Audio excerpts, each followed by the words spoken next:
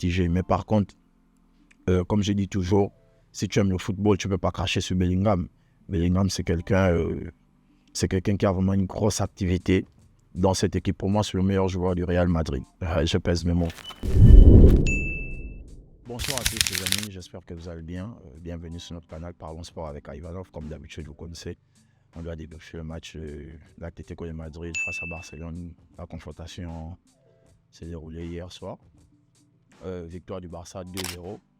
Il y a beaucoup de choses quand même à dire dans ce match, beaucoup de choses à dire parce que la première mi-temps déjà, pour commencer, c'est une mi-temps un peu mitigée du côté de l'Atlético Bilbao parce que les 25 premières minutes, c'est le Barça qui domine, c'est le Barça qui a le ballon, c'est le Barça qui attaque, c'est le Barça qui presse, c'est le Barça qui récupère très tôt.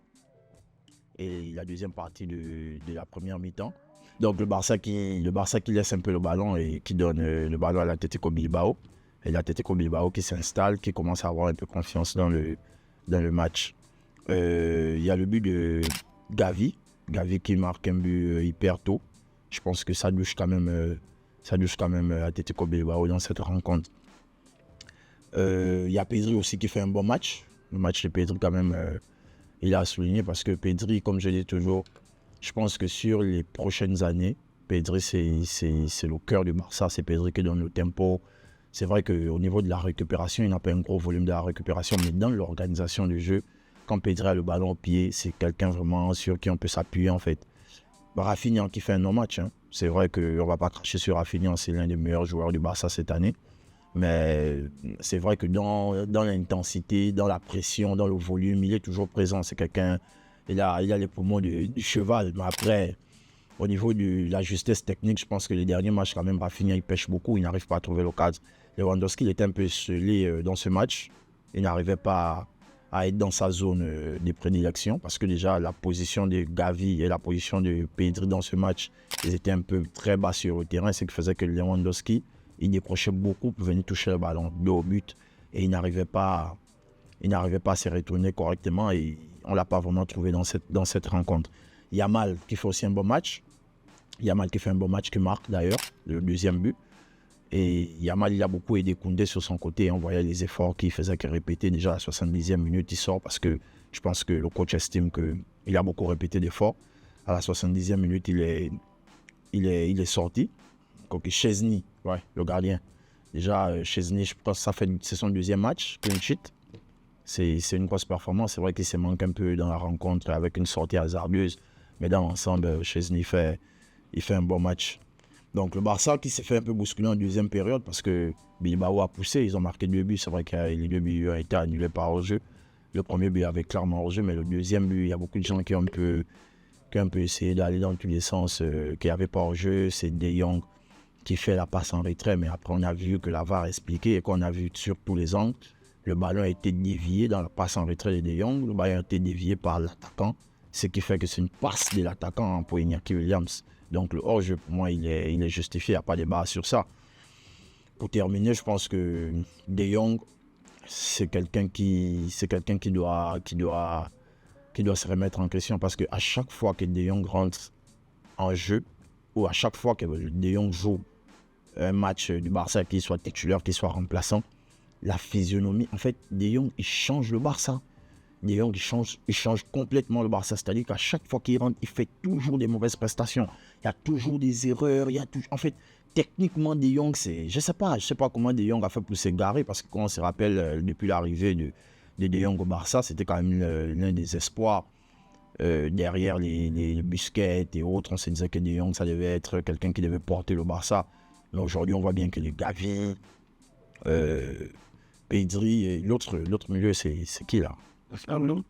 Non, pas Fermin, l'autre, Casado, ils sont passés devant De Jong aujourd'hui. C'est vrai qu'il a toujours eu les pépins des blessures, etc. Mais De Jong n'a jamais su asseoir son football correctement, comme nous tous on espérait au FC Barcelone. C'est quelqu'un vraiment qui, psychologiquement, je ne sais pas ce qui se passe dans sa tête, mais à chaque fois qu'il rentre, tu peux sentir qu'il n'est pas serein en fait. Il n'est pas serein. Même je parlais avec des amis supporters de Barcelone qui disaient que ils ne sont pas toujours sereins quand De Jong rentre. Et ça c'est sent. Je pense que c'est quelqu'un qui doit se remettre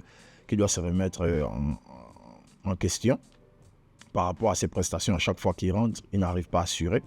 Donc le Barça qui s'est imposé 2-0 avec les buts de Gavi, je rappelle, le but de Yamal, passe décisif de Gavi qui fait un gros match. Vraiment, Gavi et Pedri, c'était presque parfait hier. C'était vraiment presque parfait. Donc le Barça qui s'est qualifié pour la finale de la Super Coupe dimanche face au Real Madrid. Le Real Madrid s'est imposé tout à l'heure 3-0 avec les buts de Bellingham. Un but contre son camp du défenseur de Mallorca. Et le troisième but, c'est le but de Rodrigo. Par contre, le match du Real, il était un peu mitigé. En première mi-temps, il n'y a pas eu vraiment de gros faits de jeu. C'est vrai que le Real a eu plusieurs actions où ils auraient pu concrétiser, marquer, mais malheureusement, ils n'ont pas pu marquer. Soit mauvais choix de Vinicius, soit Mbappé qui est en retard, qui envoie le ballon en l'air. Vraiment une première mi-temps du côté du Real un peu mitigé. Mais par contre, comme je dis toujours, si tu aimes le football, tu ne peux pas cracher sur Bellingham. Bellingham, c'est quelqu'un qui a vraiment une grosse activité dans cette équipe. Pour moi, c'est le meilleur joueur du Real Madrid. Je pèse mes mots. Bellingham, aujourd'hui, c'est le meilleur joueur du Real Madrid. Bellingham, l'activité qu'il apporte, c'est-à-dire qu'il est box-to-box, il a la récupération, il est au pressing. En même temps, il est dans la passe décisive, dans la dernière passe. Il est même dans les buts, c'est-à-dire qu'il marque. Moi, je pense que, comme je dis tout le temps, le Real doit toujours envoyer de l'argent à Dortmund parce que c'est que Bellingham arrive à apporter aujourd'hui. Je pense que Bellingham, c'est le poumon du Real Madrid. C'est-à-dire que c'est celui qui donne l'envie à tout le monde, en fait, pour moi. Bellingham, il est partout sur le terrain. Il couvre tout le terrain. C'est le meilleur joueur du Real Madrid. Vinicius, toujours aussi taquin. On a pu voir avec le latéral droit comment ça s'est chambré un peu, malgré la suspension qu'il a eu de 2 matchs en Liga. Mais Vinicius, je sens qu'il est toujours proche de péter le plomb, en fait. Je ne sais pas ce qui se passe, mais il n'arrive pas à gérer ses émotions, il n'arrive pas à se contrôler. Il est toujours dans la provocation. Après, la provocation, ça fait partie du sport, ça, on va pas retirer ça. Mais Vinicius, aujourd'hui, tu sens que ça se joue à rien. Facilement, il peut sortir de son match. Et je pense que le latéral de Mallorca, il a compris que, en fait, il pouvait taquiner Vinicius, quitte à faire sortir Vinicius de son match. Heureusement que les joueurs autour de lui, ses coéquipiers étaient toujours présents pour essayer un peu de le calmer, etc. Mbappé qui fait un mauvais match, hein, dans l'ensemble, pas efficace.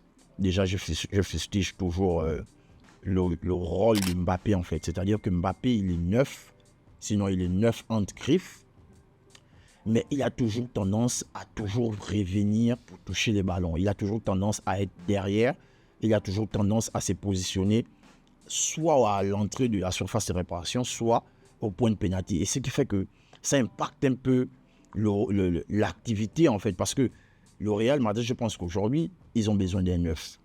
Si on a fait un compromis entre les trois, c'est-à-dire Rodrigo, Vinicius et Mbappé, je pense que naturellement, c'est Mbappé qui a plus, des réflexes. Sinon, la position du neuf appartient à Mbappé. Mais Mbappé, à chaque fois, il a tendance à venir soit sur le côté de Vinicius, soit il revient un peu en milieu de terrain. Et ce qui fait que dans la surface de réparation, même si Vasquez a le ballon, même si Vinicius déborde, pour une passe en retrait, c'est difficile parce qu'il n'y a personne pour couper. Donc je pense que Mbappé, il doit essayer, en dehors de la vitesse, on sait qu'il a la vitesse, il court. Mais je pense qu'aujourd'hui, c'est quelqu'un qui doit ouvrir sa palette et se dire que, bon, les gars, Vinicius, déjà, il assure. Sur le côté, il va vite. Sur le côté, il peut éliminer. Est-ce que il ne serait pas mieux pour moi de développer cette palette de appeler le ballon au premier poteau, faire l'appel au deuxième poteau, derrière la défense, des trucs comme ça, en fait. Développer ces réflexes-là, je pense qu'il gagnerait mieux à faire ça. Parce que peut-être il va débloquer il va débloquer. Parce que pour moi, aujourd'hui, je vois comme si, en fait, Mbappé ne pourra pas faire des saisons au Real Madrid avec Vinicius où il va claquer des 40, 45, 50 buts. Je pense que ça serait difficile. Avec son positionnement, son rôle dans l'équipe. Parce que Vinicius est déjà là. Vinicius va marquer, Bellingham va marquer. Mais si Mbappé arrive à se stabiliser, c'est-à-dire que s'il arrive à occuper l'espace de neuf, et il se dit, c'est ma place, c'est mon rôle, je dois être là, je pense qu'il va marquer plus de buts, en fait. Je pense qu'il va marquer plus de buts, après, c'est mon avis.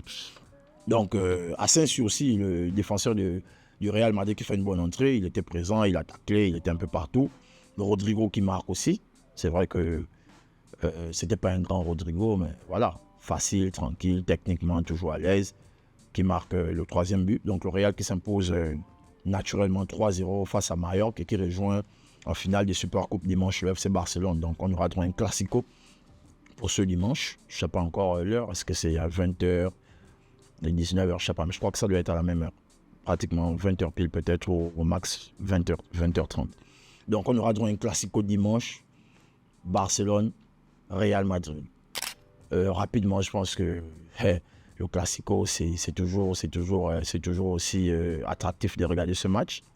C'est un match toujours ouvert avec beaucoup d'attentes des deux côtés, que ce soit du Barça, que ce soit du Real Madrid. Et vu l'état de forme aujourd'hui, je pense que pour moi, le Barça va quand même favori au vu des prestations. C'est vrai que le Barça gagne 2-0, mais quand tu regardes quand même dans l'ensemble du jeu, je pense que le Barça va favori. Après le Real Madrid, ça reste le Real Madrid dans les finales. On sait que c'est toujours costaud, c'est toujours gros, c'est toujours énorme de la part du Real Madrid dans les finales. Donc on aura droit à un bon match. On espère que cette finale sera au niveau de nos attentes. Ça va répondre favorablement. Donc à dimanche, on va couvrir le match de dimanche, le classico en question, la finale. Et voilà. Donc on se dit à dimanche. Passez une bonne soirée. On n'oublie pas les amis, likez, abonnez-vous, partagez, histoire aussi de soutenir notre plateforme. Si vous aimez bien ce qu'on fait, bien sûr, vous devez partager, vous devez liker et vous devez vous abonner. Donc merci encore, passez une bonne soirée les copains et on se dit à dimanche.